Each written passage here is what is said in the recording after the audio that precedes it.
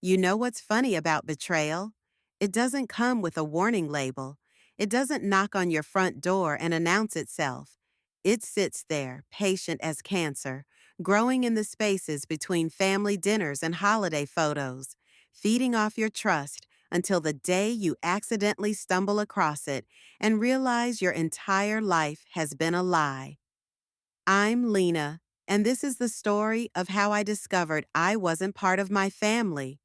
I was just part of their paperwork. It started on a Tuesday. Tuesdays are supposed to be boring, forgettable, the kind of day that slides past without leaving a mark. I was sitting in my father's accountant's office, the same sterile room with beige walls and motivational posters about financial planning that I'd been visiting for 3 years running. Dad's retirement had turned him into this anxious version of himself, constantly worried about numbers and percentages and whether his pension would last. So there I was, playing the role I'd always played, the stable one, the helper, the daughter who showed up. The accountant was droning on about something, and Dad was nodding along, but I wasn't really listening. My eyes had wandered to the family photos scattered across the desk. Mom's birthday last year, Christmas morning with all of us crammed onto the couch, my brother's graduation, all these frozen moments of happiness, these snapshots of a family that looked whole and loving from the outside. That's when Dad's laptop chimed. A notification. He'd left his email open, and there it was, staring at me from the screen. Family Project Fund, private, new message. I don't know what made me look. Maybe it was curiosity. Maybe it was the fact that I'd never heard of any Family Project Fund. Maybe it was just the universe deciding it was time for me to see the truth. My hand moved before my brain could stop it, scrolling down to read the message thread. And that's when my world ended. Distribution plan. Do not include Lena. 5 words. 5 simple words that shattered everything I thought I knew about my place in this world. I sat there, my hand frozen on the mouse, reading message after message. My siblings, my own blood, planning how to divide an inheritance I didn't even know existed, making calculations, discussing percentages, deciding who deserved what. And through it all, this casual, matter-of-fact agreement that I didn't need any of it. Lena's doing fine, my sister Sarah had written. She doesn't need the money like we do. Agreed, my brother Mike had replied. She's always been the responsible one. She'll understand. Understand?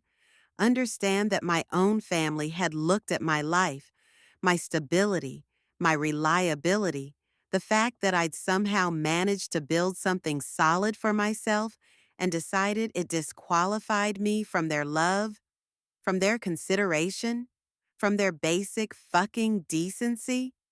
I realized I wasn't part of the family. I was just part of their paperwork, the reliable one, the one who didn't need anything, the one they could count on to show up, help out, and never ask questions, the one who was stable enough to exclude. Stability had become my prison. Sitting there in that accountant's office, everything started rushing back. Every late night I'd spent doing everyone's taxes because Lena's good with numbers. Every time I dropped everything to help Mom with her phone, her computer, her endless technical problems. Every loan I'd co-signed, every crisis I'd solved, every time I'd been the one they called when life got messy. I remembered helping Sarah through her divorce, spending weekends babysitting her kids so she could figure out her next move. I remembered giving Mike the down payment for his first car when his credit was shot. I remembered being Mom's emergency contact for everything, the one who drove her to doctor's appointments and picked up prescriptions and made sure she remembered to eat when Dad was traveling for work. I was always the stable one, the responsible one, the one who had it together. But here's what I realized in that moment. They'd mistaken my strength for a lack of need. They'd looked at my ability to handle things and decided I didn't deserve things. They'd confused my capability with immunity to pain, my independence with not mattering. I wasn't excluded because I didn't need it. I was excluded because I never asked. And why would I ask? I'd been raised in a family where asking for things was seen as weakness, where needing help was treated like failure, where the unspoken rule was that love had to be earned through usefulness, and the moment you stopped being useful, you stopped being worthy. So I'd learned to be useful. I'd learned to be the one who solved problems instead of creating them. I'd learned to be stable, reliable, strong. I'd learned to make myself indispensable. What I hadn't learned was that indispensable people get taken for granted, that when you're always the solution, you never get to be the priority. The accountant was still talking. Dad was still nodding. The world was still spinning. But something fundamental had shifted inside me. The victim in me was dying, and something else was taking its place. Something quieter, something more dangerous. I closed the laptop gently, smiled at Dad, finished the appointment like nothing had happened. But inside, I was already planning. They used my silence to keep me small, but silence keeps records too. I went home that night and did what I do best.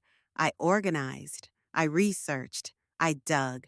While my siblings were probably texting each other about their latest plans, I was building a case. It didn't take long to find what I was looking for. The trust documents were hidden in a shared Google Drive labeled Family Vacation Photos. Because of course they were. Who would ever think to look for legal documents in a folder full of pictures from last summer's beach trip? But I knew my family. I knew their patterns, their lazy habits, their assumption that I would never go looking because I was too polite, too respectful, too fucking grateful for whatever scraps of affection they threw my way. I opened those documents with the same methodical calm I'd used for years to solve their problems. Line by line, clause by clause, I read through the legal jargon that confirmed my worst fears. The trustee shall have full discretion to allocate assets as deemed suitable based on individual need and circumstances. Full discretion. Translation: Mom got to decide who deserved what based on her own judgment, and apparently her judgment was that I deserved nothing. Not because I'd done anything wrong, not because I'd failed the family or betrayed anyone's trust, but because I'd succeeded too well at being what they'd always told me to be. I sat there at my kitchen table, these documents spread out in front of me like evidence at a crime scene, and I felt something I'd never allowed myself to feel before: pure, clean rage. Not the messy, emotional anger that comes from hurt feelings, not the tantrum-throwing rage of a child who doesn't get their way. This was something colder, something more surgical. This was the anger of someone who had finally seen the truth. I opened a fresh document on my laptop, titled it Correction Plan, and I began to type. The next few weeks were the strangest of my life. I went through all the motions, showed up to family dinners, responded to text messages, laughed at Dad's jokes, helped Mom with her phone when it glitched. I played the role of the good daughter, the reliable sister, the stable one who could always be counted on. But underneath, I was building something they couldn't see. I documented everything, every email thread they thought I couldn't access, every casual comment about money, about plans, about how Lena doesn't need to worry about this stuff, every assumption they made about my life, my needs, my worthiness. I contacted an attorney, a quiet, sharp woman named Drayton, who specialized in family trust disputes.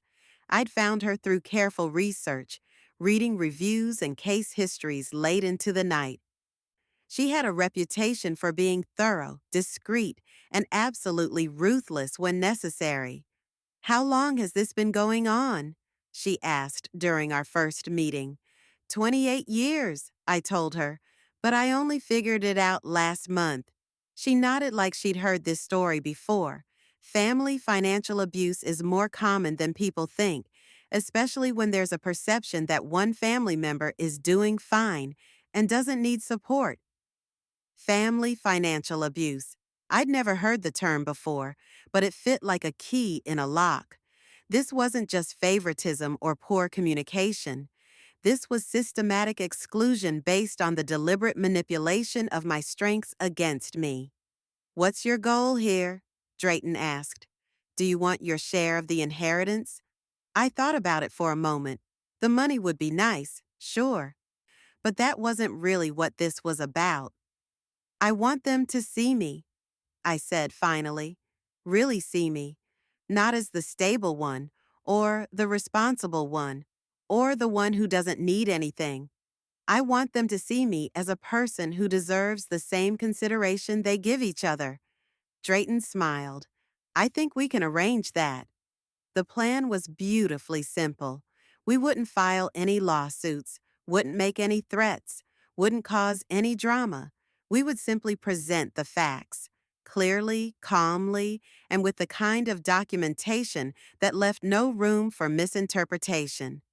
Meanwhile, my siblings continued their planning, completely oblivious to the fact that I knew. They'd gotten so comfortable with my silence, so used to my compliance, that it never occurred to them I might be paying attention.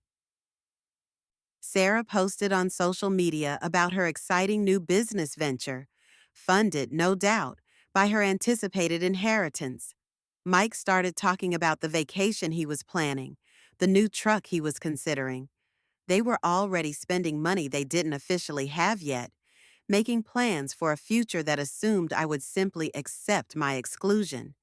That's when I knew it was time. I chose a Sunday dinner for the confrontation. Golden hour light streaming through Mom's dining room windows, soft jazz playing in the background, the table set with her good china like this was some kind of celebration. And maybe it was, in their minds. Maybe this was their victory dinner, their chance to toast to fairness and family while systematically erasing me from the equation. They were in good moods, chatting casually about their plans. Sarah was talking about renovating her kitchen. Mike was describing the features he wanted in his new truck. Mom and Dad were smiling, nodding along, playing the role of the generous parents who were providing for their children's futures. I sat there, cutting my chicken into precise pieces, waiting for the right moment. It came when Sarah raised her wine glass and said, "Here's to Mom and Dad for always making sure we're taken care of." The glasses started to rise. The smiles got wider.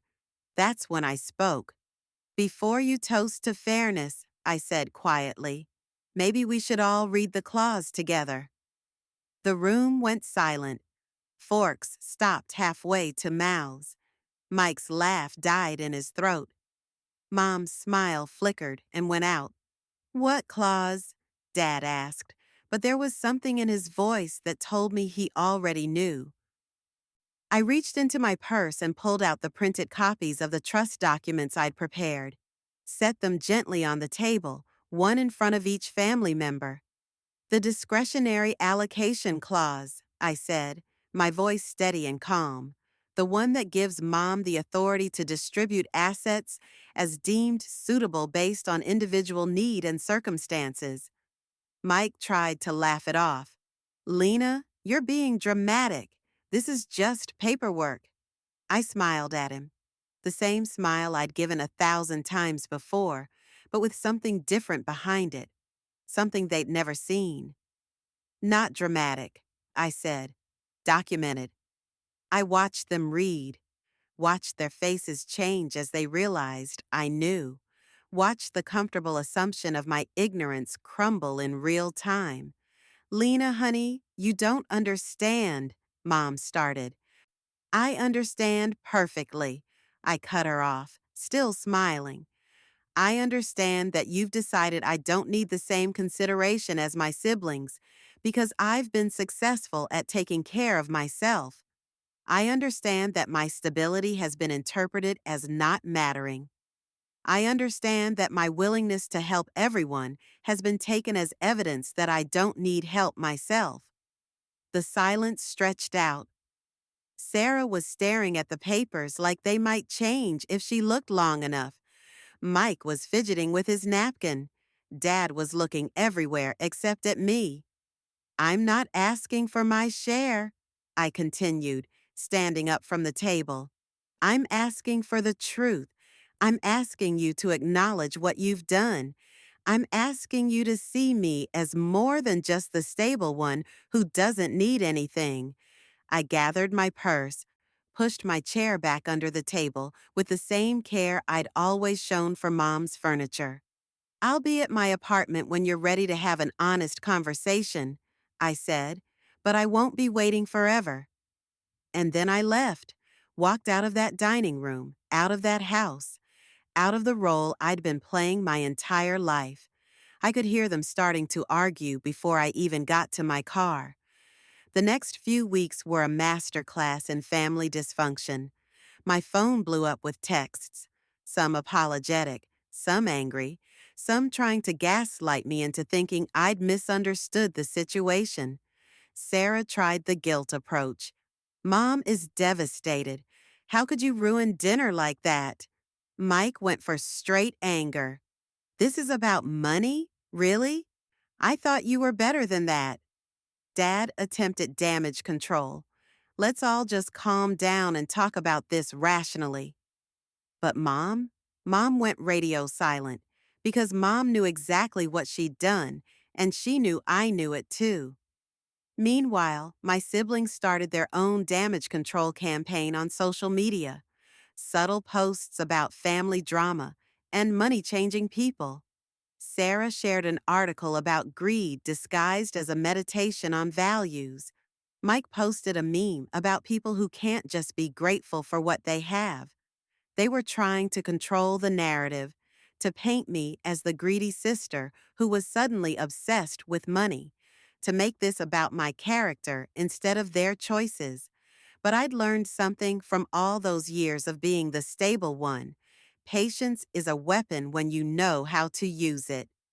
Instead of engaging with their posts, instead of defending myself or trying to explain my side of the story, I did something they weren't expecting. I posted a single photo on my Instagram, a picture of me at my laptop, typing, with a quote overlaid on the image. Some people mistake silence for weakness until the quiet one sends the email. That was it.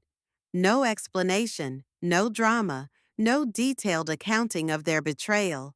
Just that simple message that let them know I wasn't the same person I'd been a month ago.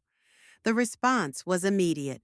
Friends and colleagues started commenting, asking if I was okay, offering support. People who'd known me for years suddenly saw something in that post that made them pay attention.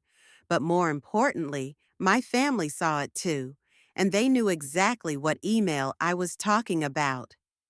The settlement offer came 3 days later, $40,000, deposited directly into my account, with a note that this was a gesture of goodwill to avoid any misunderstandings. $40,000. Like they could buy their way out of 30 years of taking me for granted. Like they could wire transfer their guilt away and go back to the comfortable dynamic where I was grateful for scraps and they were the generous family, including me in their lives. They wanted to buy peace. They ended up funding my freedom because I took that money, every penny of it, and I invested it in the one thing they'd never expected, myself. I'd been working in corporate finance for 8 years, helping other people build wealth while feeling increasingly empty about my own purpose. I was good at it, successful by any external measure, but it had never felt like mine. It felt like another version of being the stable one, competent, reliable, useful, but ultimately invisible. The $40,000 became the seed money for something I'd been dreaming about for years, but never had the courage to pursue: my own financial literacy business. Not just any business, a company specifically designed to help people who'd been marginalized by their families, overlooked by traditional financial institutions, or told they weren't worth investing in. People like me, who'd learned to be useful instead of valuable, who'd been taught that their needs didn't matter as much as everyone else's. I called it Clarity House.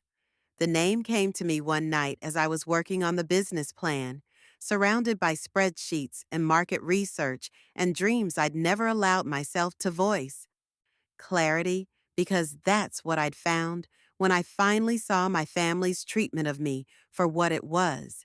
And house, because I was building something that was mine, a space where people like me could find their worth. The first year was brutal. Starting a business always is, but starting one while simultaneously rebuilding your entire sense of self adds layers of complexity most entrepreneurs never face. I had to learn how to value my own expertise, how to charge what I was worth, how to trust that people would pay for services I'd been giving away for free my entire life.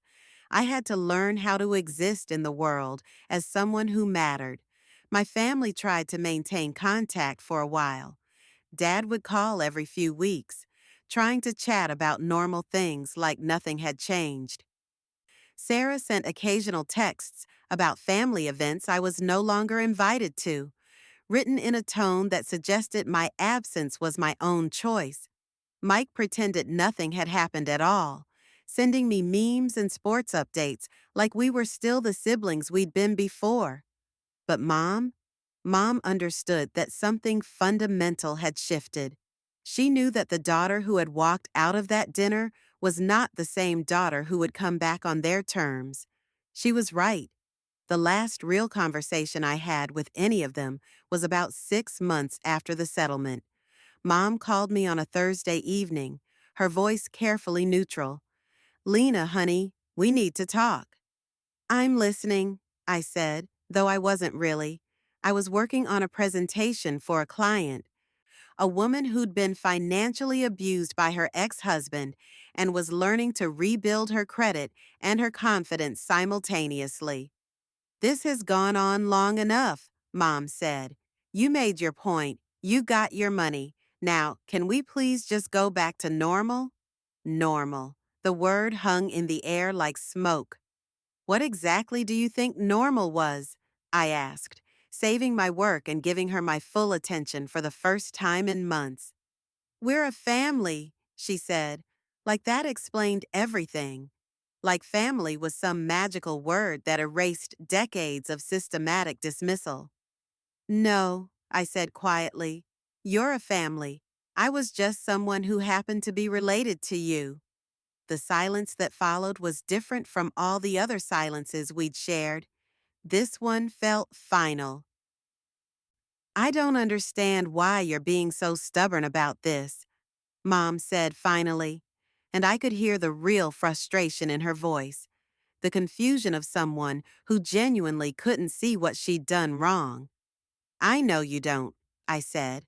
"That's the problem." I hung up after that. Not dramatically, not with anger or tears or declarations. I just said goodbye and ended the call, the same way I'd ended the relationship. Quietly, decisively, completely. That was 18 months ago. Now I'm standing in my studio space, the physical location of Clarity House, adjusting the lighting for a workshop I'm running this afternoon. The walls are covered with framed prints of quotes that mean something to me. Own your voice. Your worth is not negotiable. Stability is not the same as invisibility. My assistant, a brilliant young woman named Carmen who understands what it means to be overlooked, pokes her head through the door. "Your mom texted again," she says, holding up my phone. "Should I reply?" I look at the phone, then back at the lighting setup I'm perfecting. The afternoon sun is streaming through the large windows I specifically chose for this space, creating the kind of natural warmth that makes people feel safe enough to be vulnerable about money, about family, about worth. No need, I tell Carmen, adjusting the angle of one of the lights. She already got my message in wire transfer form. Carmen grins. She's heard this story before, but she still appreciates the precision of it, the way I've learned to use my family's own tactics against them, speaking in the only language they really understand. The workshop this afternoon is for women who've been financially marginalized by their families, daughters who were expected to be grateful for less, wives who were told they didn't understand money, sisters who were excluded from inheritance discussions because they were doing fine. I've worked with hundreds of women like this now, women who were taught that their stability disqualified them from support, that their capability meant they didn't need care, that their success was evidence they didn't matter as much as everyone else. Women who learned, like I did, that being useful is not the same as being valued. Each one of them reminds me of that moment in the accountant's office when I first saw my name absent from my family's plans. Each one of them validates the choice I made to walk away from people who loved what I could do for them, but never saw who I was. This is what freedom looks like. A business built on the foundation of my own worth, a space where other people learn to claim theirs, a life that belongs entirely to me. They built an inner circle to keep me out, but I built a life they can't enter because it's mine. The irony isn't lost on me. The family that excluded me because I was stable and didn't need their money ended up funding the very business that proves my worth every single day.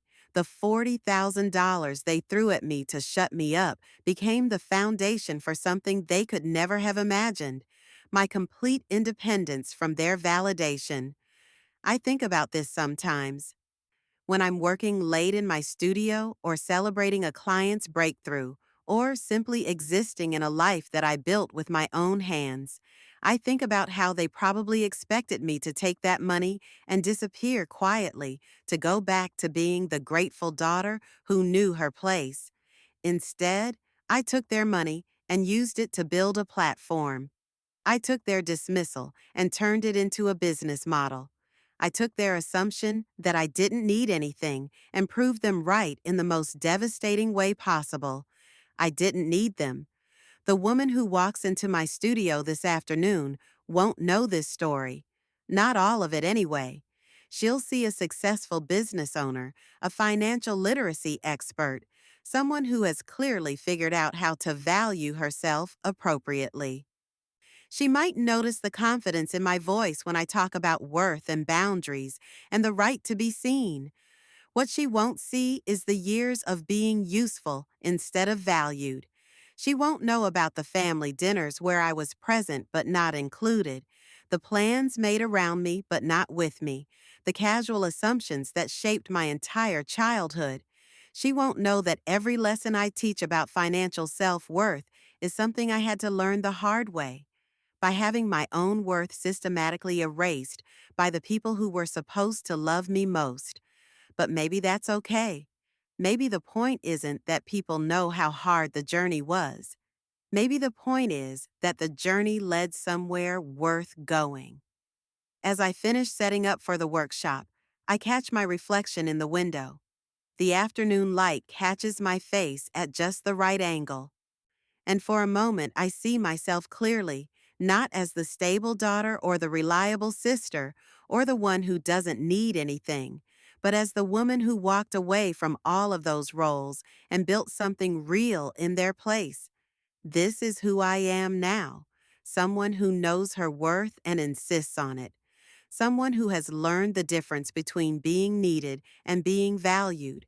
Someone who built a life so complete that the people who excluded her from theirs can't even imagine their way into it. The workshop participants will start arriving soon.